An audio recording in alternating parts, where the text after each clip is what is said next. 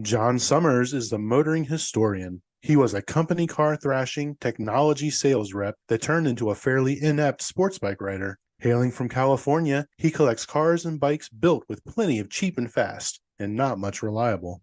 On his show, he gets together with various co-hosts to talk about new and old cars, driving, motorbikes, motor racing, and motoring travel.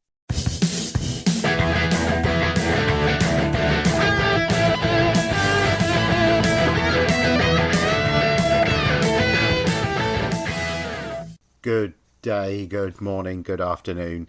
It is Jon Summers, the motoring historian, part 2 of Pebble Beach 2025, as reviewed by me and the boy. Today, looking at the time that we spent at the Monterey Historics at Laguna Seca and the big show itself, the Pebble Beach Concours d'Elegance.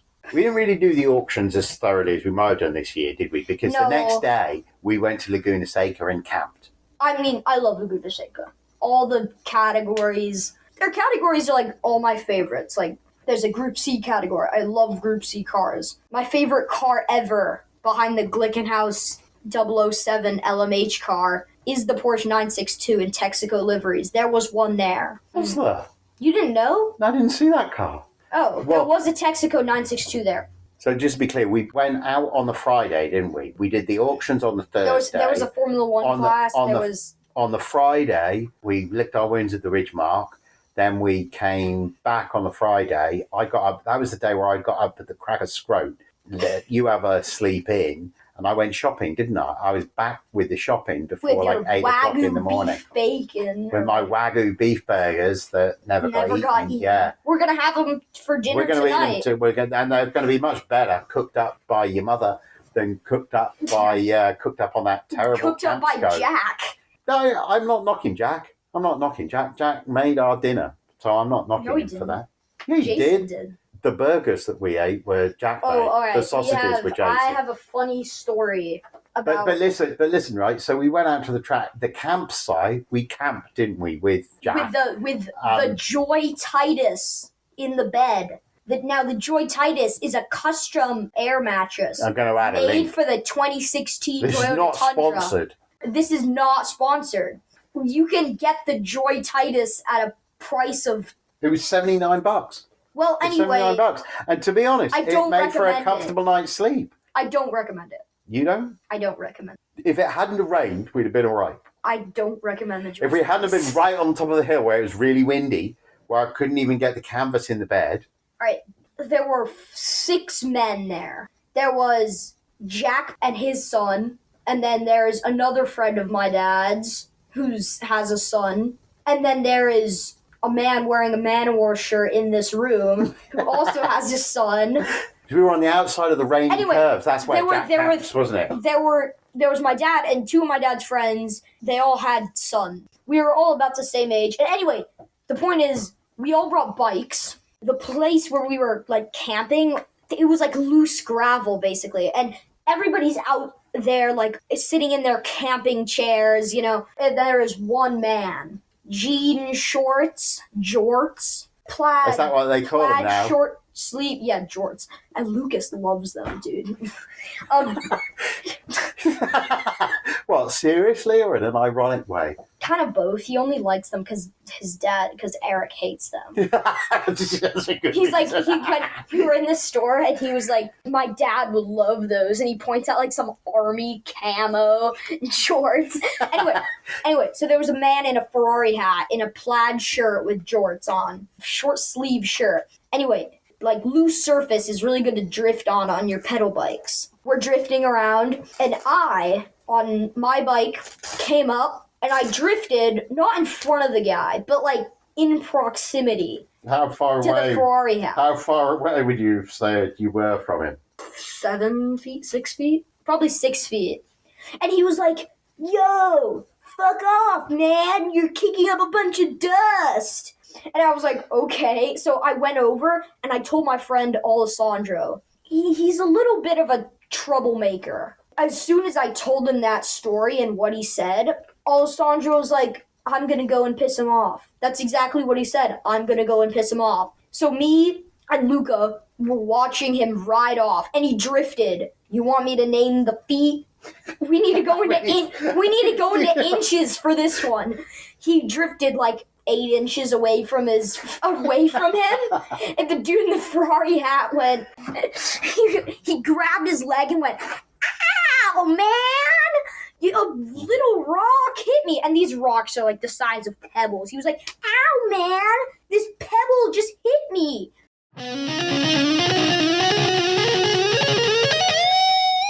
Anyway, that was just the story of Mr. Ferrari hat. Well, thank you for the inappropriate Anglo-Saxon story. And you might well think, if my mother's listening, she would think, well, not only where were you, Jonathan? And I would say that I was nearby. I was only a short distance away when this was taking place. But you only heard until the following day. Well, because I said to you that night when we went to bed, I was like, because you boys were riding around all the time, I was like, you must have had some adventures. Did anything happen? And you were like, no, there were no incidents. And then in the morning, when we were having coffee, you were like, oh, that bloke over there, he told me to off. And the thing with it is, those people on that side of the campsite, right, if you were camping over there, you couldn't see the track. Like, why would you camp over there? Like, where we were, you could see down onto the track, right? The reason we took the Ferrari was it the bloke with that Escort Mark 1? The bloke was near that Escort Mark 1? I don't know what you're talking about. There was a car that was covered in a tarp over there. It was like an Escort Mark 1 that had kind of 2 big wheels on it. It was bluish. Well, we kind of took the Ferrari hatted guy for granted because... At his word and did. Well... I just want to point out that if he would have said, hey, can you not drift in front of me? This all would have played out differently. He wouldn't have swear, or maybe he would have because he's annoying. But he swore at you. If he hadn't have sworn at you, Alessandro wouldn't have wanted that reaction. Mm-hmm. What else was memorable about the camping? Walking in the paddock. That was very memorable. Walking around in the paddock with my friends. That was fun. What was cool about that? I was a bit because we're kids. Mm-hmm. There's kind of like a free pass to sitting in cars. Did you sit in a lot of cars then? Yeah. Or did you sit in? Well, we sat in a bunch of Mustangs because like Ford was there. We sat in the new Mark IV. I should have said that when we were still talking about it. No way! I didn't know that. Yeah, we did. Wow. Dude. That's bravo. We sat in a gold one. It was... I should say... The lights. I was tired by the time once we got to the camp, I was like, phew. I just like sat in the camp chair. You can see from the spot we're at. You can see the corkscrew, and you can see him going round the rainy curve. Oh, wow. During the Group C group, I was watching, of course, because it was my favorite group, and whatever the Group C Nissan's called, came down the corkscrew and span. He is a car length off, or he is a car width off of the apex, or no, off of the exit, where you're meant to be on the exit. A Mazda 787B comes down, spins, does like a J-turn looking move, sneaks past the Nissan. Then a pink 962 comes up and spins, barely avoiding the Nissan. The Nissan has moved by then. There's yellow flags out. Just after this, the Trans Am group and the Group C group went at the same time because they were both small groups. A black Trans Am car, wasn't close enough to see what it was, came down and spun.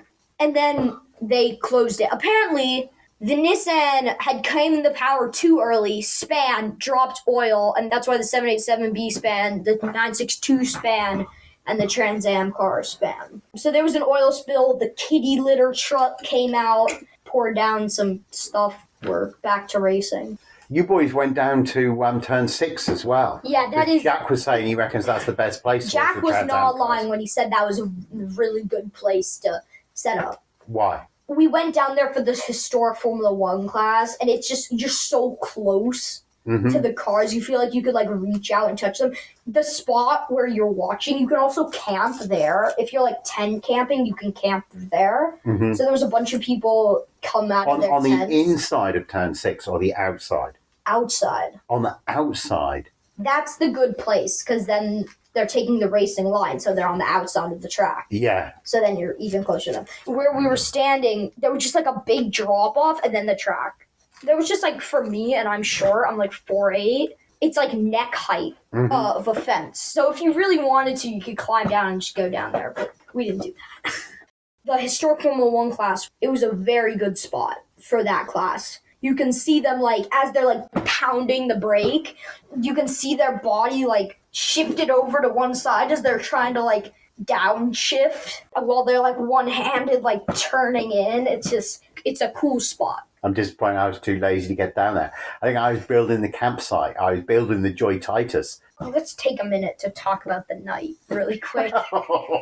I mean, it rained. The night was a adventure.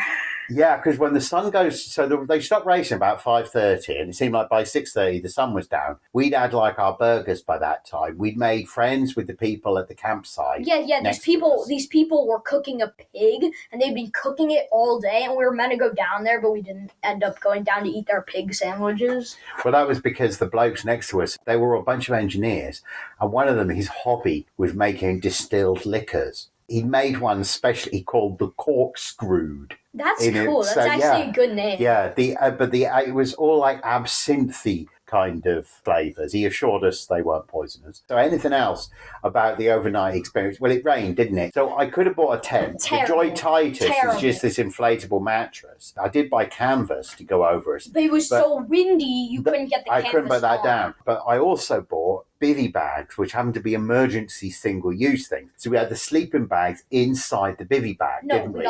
Yeah. And we went to sleep, and I woke up, and it was raining. And I was cold. And I realized I was cold because I was wearing a sweatshirt and jeans, sweatpants or whatever, pajama pants. I put my arm out of the sleeping bag. I don't know why. I put it onto what I thought was the Joy Titus, but actually there was a small gap between the Joy Titus and the bed wall, and that had filled with water. And I just dunked my arm into that pool of water. So my arm was like freezing like crazy. I was like trying to pull up my bivy bag, but it was all wet. It was like soaked, so it didn't really help you. And then like, oh shoot, now my hand's all cold. And it's like, oh no, I just touched a cold part of, like a wet part of my sleeping bag. Shoot, my other arm's freezing now. Yeah, it was... It was an adventure. Not the best planning by me. Because when I woke up, the second time, I really had to pee. But I was like so afraid to get out of my bag because it was so wet. And I left my shoes in the bed in between me and my dad. So I could like grab them if I had to go to the bathroom. But then I realized like, oh shoot, they're all soaked. Mm-hmm. I had to hold it till the morning. Yeah, there was no way. You couldn't move at all, like roll over at all, because like you're worried you'll roll over into a patch of wetness. Yeah, well, you would. You would because when we got up and we took our sleeping bags off, we had noticed that the Joy Titus had changed color. Yeah. So the water, there was just like 2 imprints of dryness where our bodies had been. And then everything else, like in between us and all around us, was just like this darker Joy Titus color. Alessandro had some kind of flight or something to do. From he was going to fly a plane or something. He said, I don't know. So they left. Jason and Ollie left really early, didn't they? And then Jack and Luca hang on a little bit, and then they went. And then by about lunchtime, we were the only people on the. We were the only people on the campsite. So we trotted down to the paddock area, got some chicken tenders. Well, you had some food. I was over it by that time. I couldn't eat anything by that time. And then slept properly. we were so tired and like fatigued. We were just like, oh, screw this. And we buggered back to the Ridge Mark.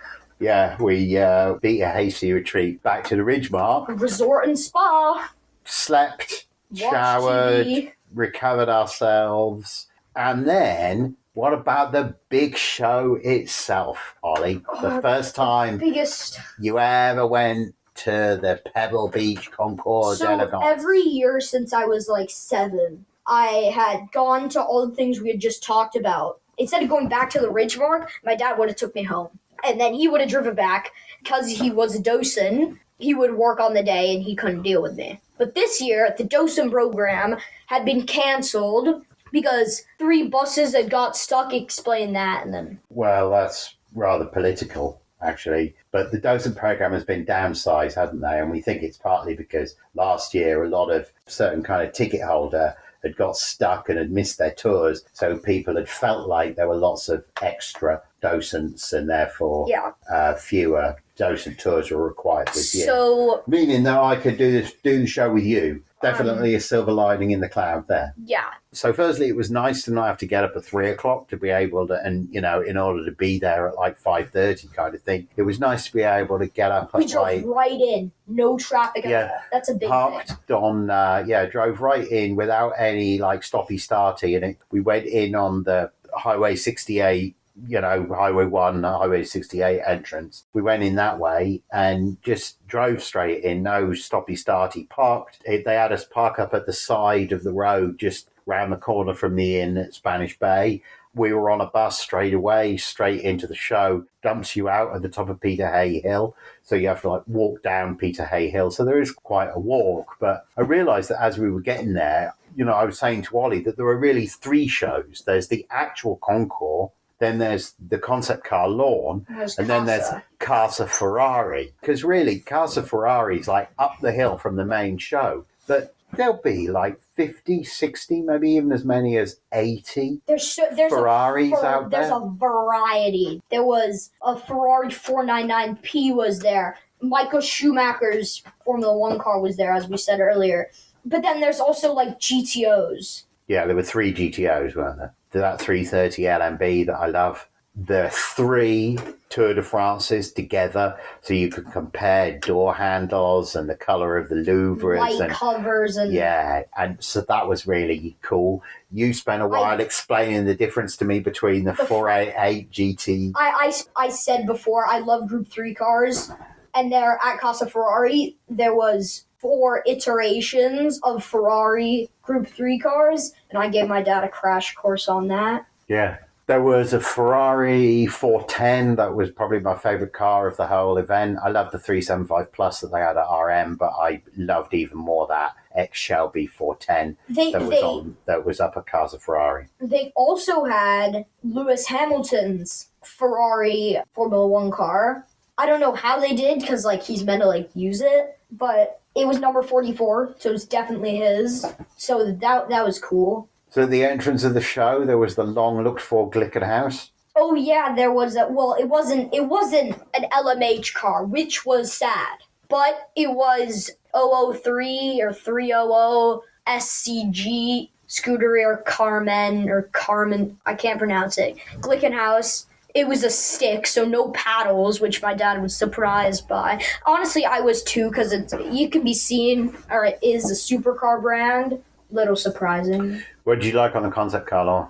Well, it's hard to describe concept cars. Yeah, what did you like? That's what I said. There was that Mercedes that I quite liked. That was the what? There was that Matra-looking thing. Yeah. It's hard for the viewers to know what's on the concept car lawn. If we can name a car, I can put a link in and they can find it. But there was that orange Mercedes something. Yeah, that it was had a tribute. 6 rear tail lights, which I thought was cool. 2 Group 3 Porsches, one of which had a tiger motif on it, and 2 of the teeth were gold, which was cool. Oh, yeah, Rexy. Yeah, Rexy. Yeah.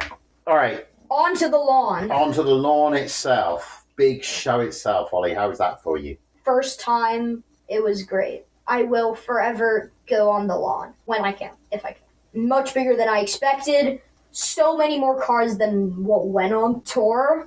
There were at least 100 more cars that went on the tour. But because my dad has insider connections, as you could say, we got some influence on who was best in class from some of the judges that my dad is friends with.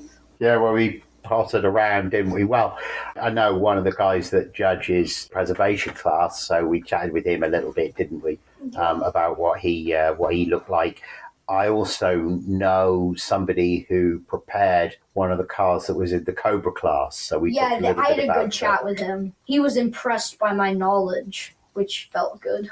Good. He's in an episode. He owns 3 Cobras. You know that Tom Cotter show, Barn Find Hunter? Yeah. There's an episode where he's on that show, where Steve's on that show. That's cool. Doesn't own those cars. He looks after them for people.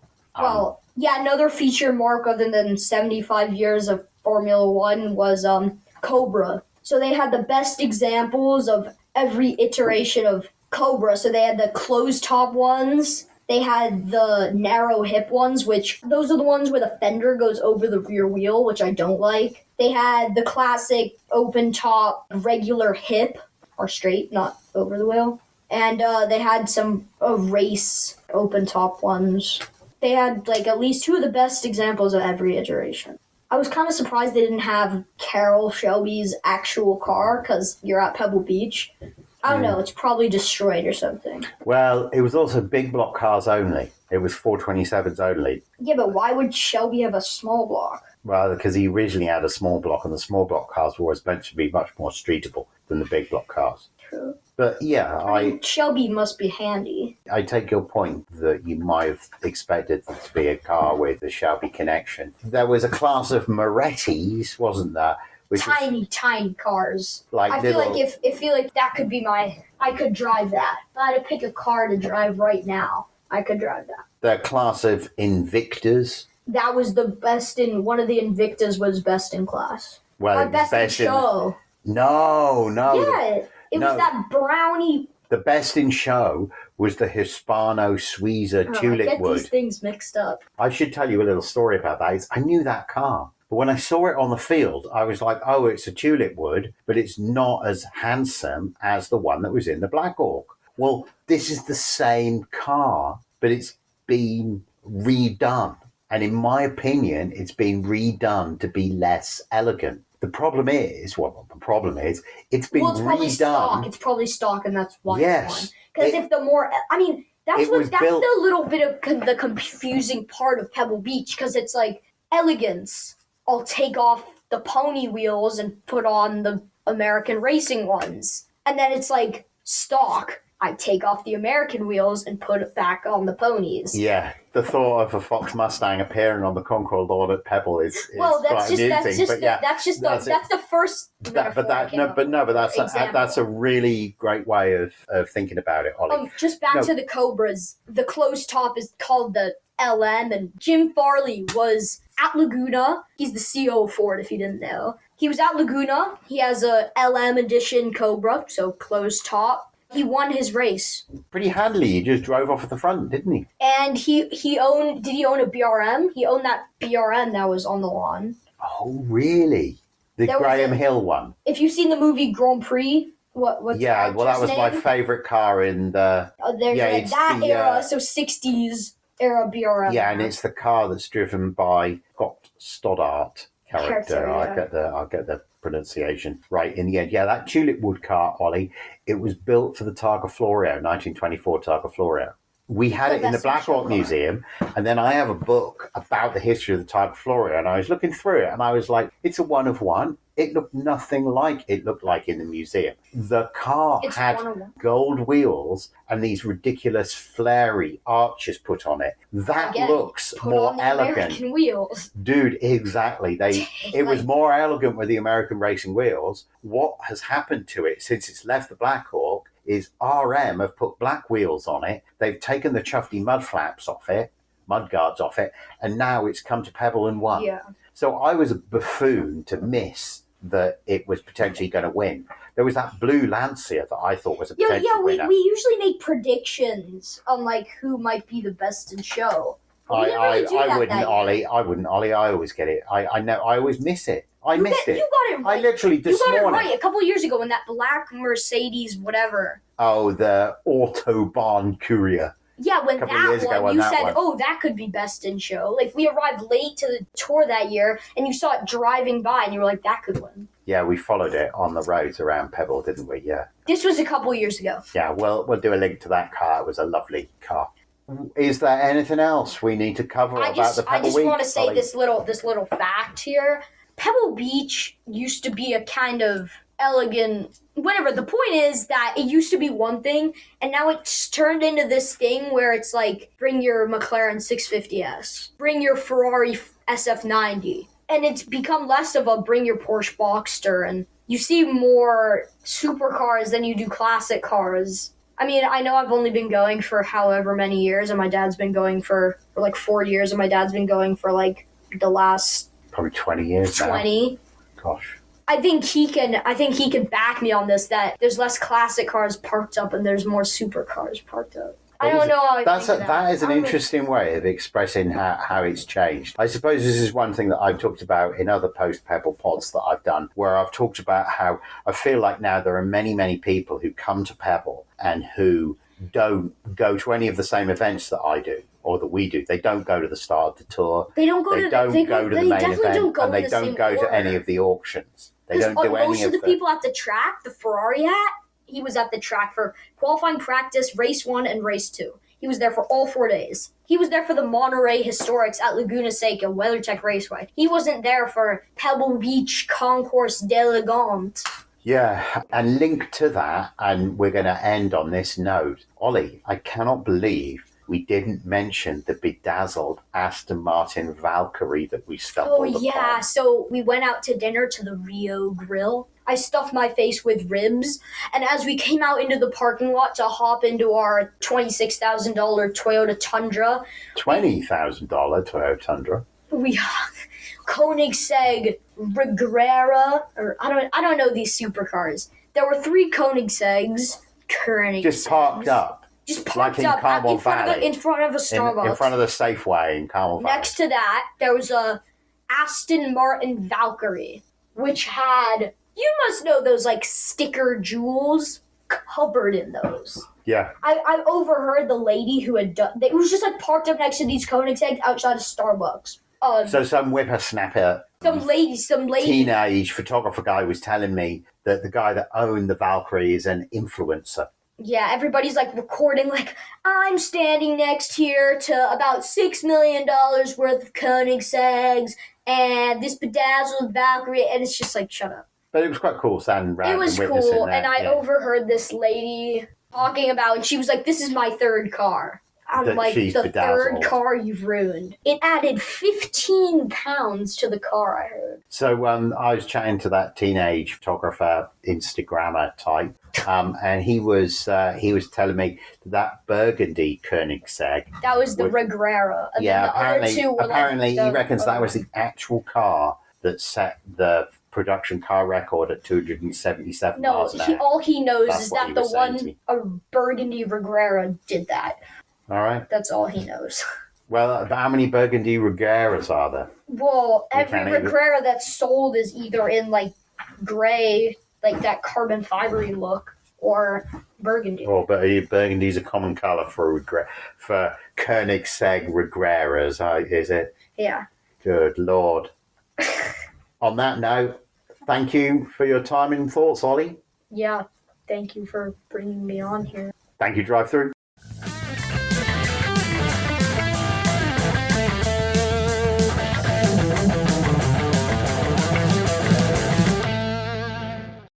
This episode has been brought to you by Grand Touring Motorsports as part of our Motoring Podcast Network. For more episodes like this, tune in each week for more exciting and educational content from organizations like the Exotic Car Marketplace, the Motoring Historian, Break Fix, and many others. If you'd like to support Grand Touring Motorsports and the Motoring Podcast Network, sign up for one of our many sponsorship tiers at www.patreon.com/GT Motorsports. Please note that the content, opinions, and materials presented and expressed in this episode are those of its creator, and this episode has been published with their consent. If you have any inquiries about this program, please contact the creators of this episode via email or social media as mentioned in the episode.